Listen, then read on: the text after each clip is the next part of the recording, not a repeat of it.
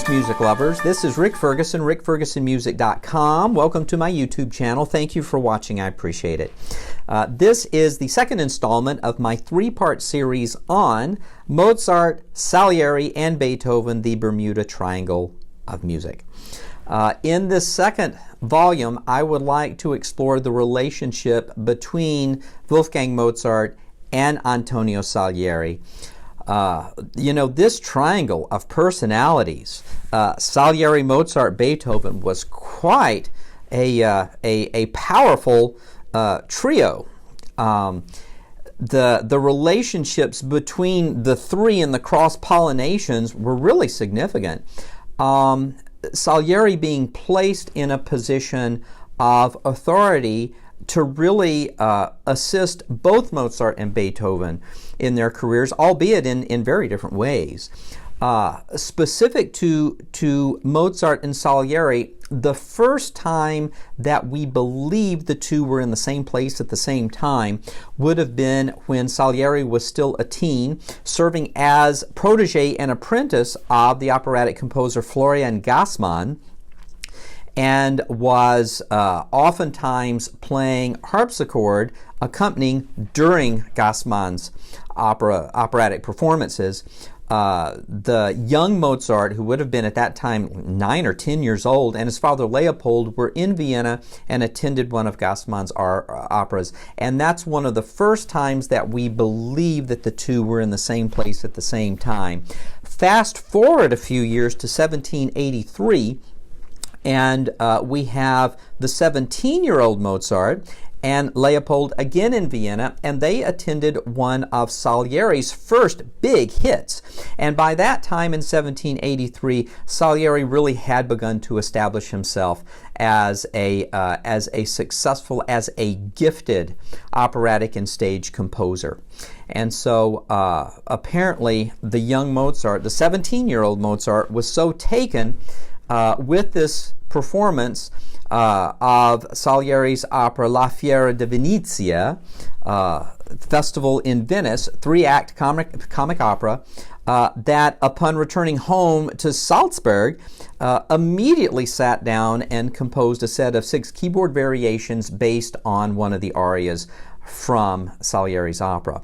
Sent them to Salieri. Salieri was thrilled. So that was the first time that the two had sort of a meaningful exchange and really began to set the stage for what would become, for the most part, a very positive collegial relationship between the two. So I would like you to hear these variations, given the significance in terms of setting the stage for the relationship between the two.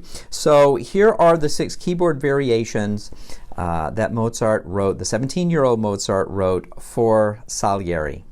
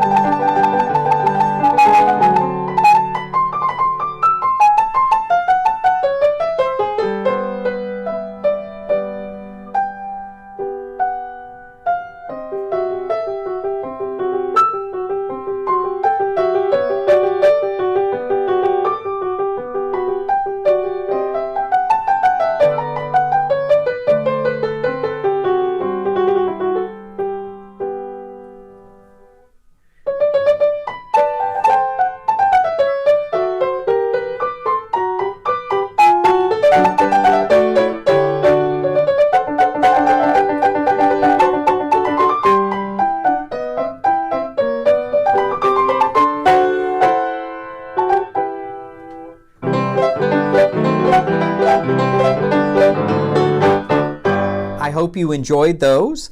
They're a lot of fun to play.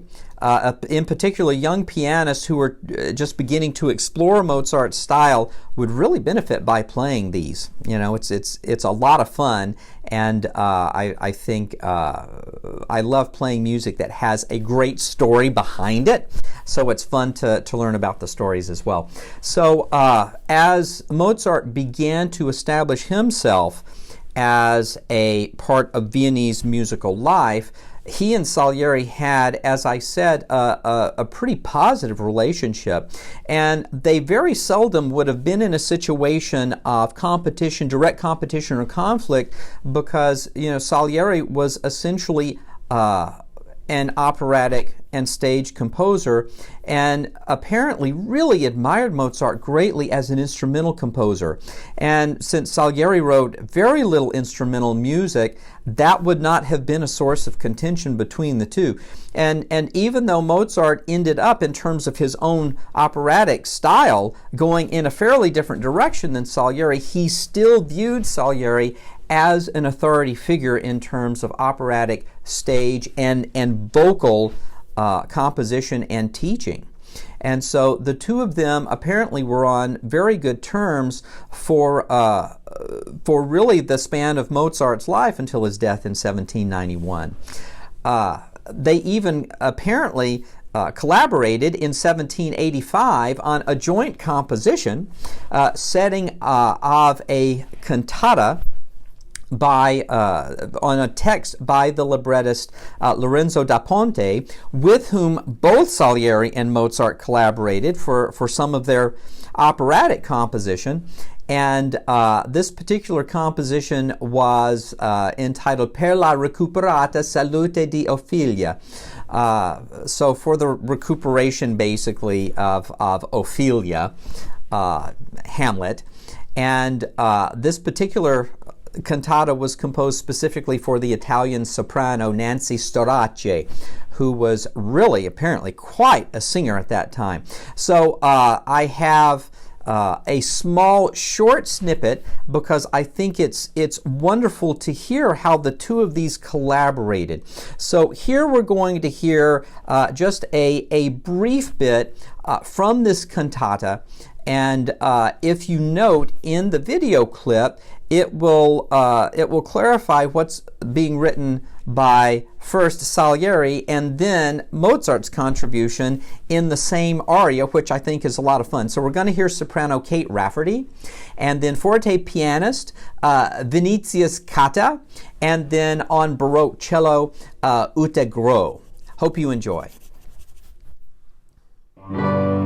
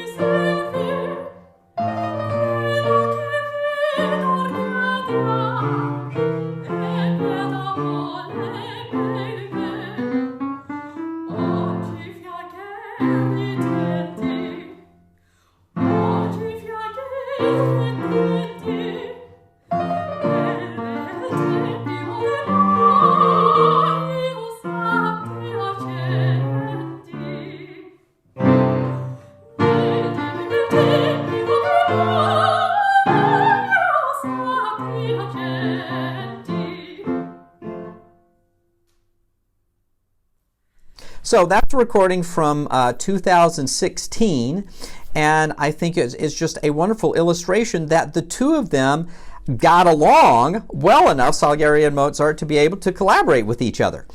As of about 1810, that was when Salieri essentially retired. And so he had about 15 years of retirement left in his life until his death in 1825. It was at this time that Salieri's works began to fall out of favor and were performed less and less. And he really started, in terms of his musical output, to descend into the abyss of time. Hence the Bermuda Triangle reference. So, even while he was still alive, he started, unfortunately, very quickly to be forgotten as a force. And Mozart's music, of course, was on and remained in the ascendance. So this was when this whole story, this myth around Salieri being somehow responsible for or involved in the death of Mozart, it began to perpetuate itself. So I have a little timeline here sort of tracing some of this back. So we have Salieri later on, around 1823, he had become somewhat feeble. Perhaps today we would describe his state as, dementia. And he was placed in 1823 by his family in a sanitarium just so he could have greater care. And apparently in one of his fits of dementia, in the middle of the night, he is said to have blurted out, "How could this be? I've killed Mozart." And so essentially this was a hallucination that he was having, but a few of the orderlies who were on call at that time heard Salieri blurt this out.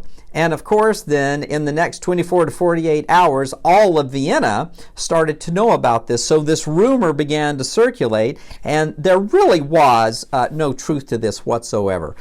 But yet, rumors are rumors.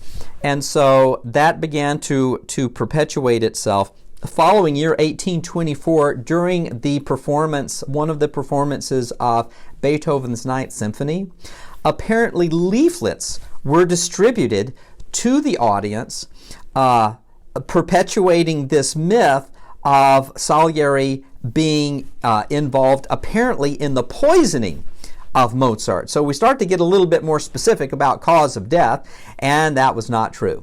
But yet that rumor persisted, and that rumor began to make its way out into greater Europe. It made its way all the way to St. Petersburg, Russia.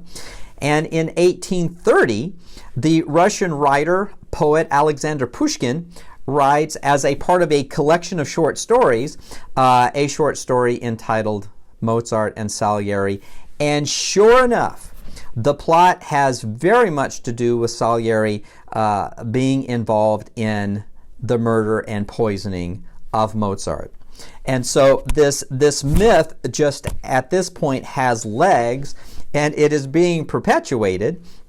So if you fast forward considerably later to the year 1897, Russian composer Nikolai Rimsky-Korsakov, is searching for a good story, a libretto for an opera. And of course, he's going to choose Pushkin's short story, Mozart Salieri. So here we have Rimsky-Korsakov writing an entire opera based on this myth that just keeps being perpetuated. So I want you to hear a very brief part of this opera, Rimsky-Korsakov's opera, because this storyline just keeps manifesting itself, and I think it's good to hear some illustrations. So we're going to hear a recording from 2006.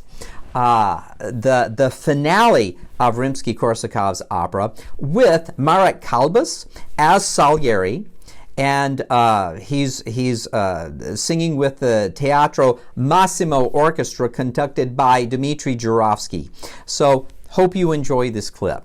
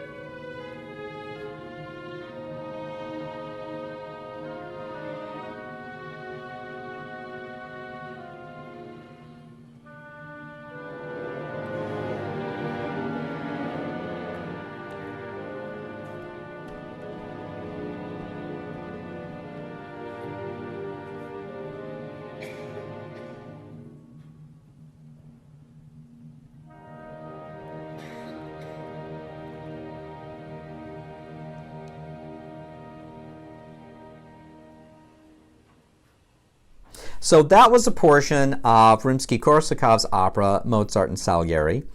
Well, you fast forward then again to 1979, and we have Peter Shaffer writing the play Amadeus for the Broadway stage. Very successful play. And then, of course, you know that Milos Forman, the Czech movie director, is going to pick that up, continue to work with Peter Shaffer, and we have now the screenplay for Amadeus. F. Murray Abraham, Tom Hulce. F. Murray Abraham really, I think, puts Salieri on the map, even though this is based on this myth that is simply not true. But I think that it could be said that perhaps more than any other component, F. Murray Abraham's portrayal of Salieri really was responsible for something of a resurgence of Salieri's music, because since that time in 1984 and that movie being such a big hit, we've had revivals of Salieri's operas, some of his chamber music, his two piano concerti now being played.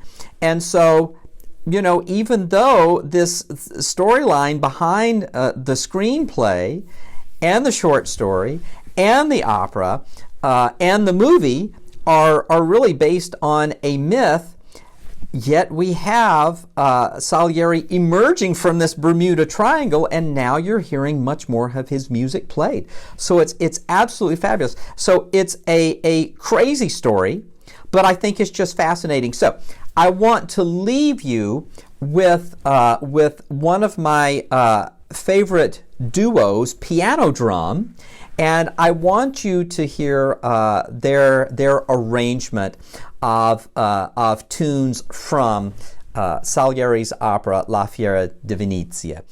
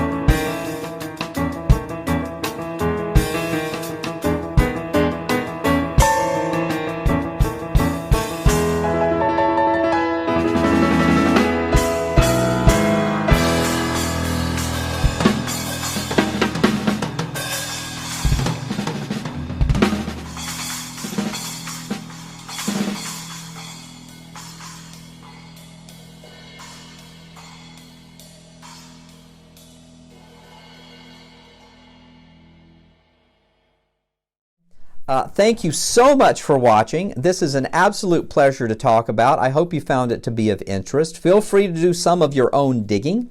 And thank you so much for joining me on my YouTube channel. Bye-bye.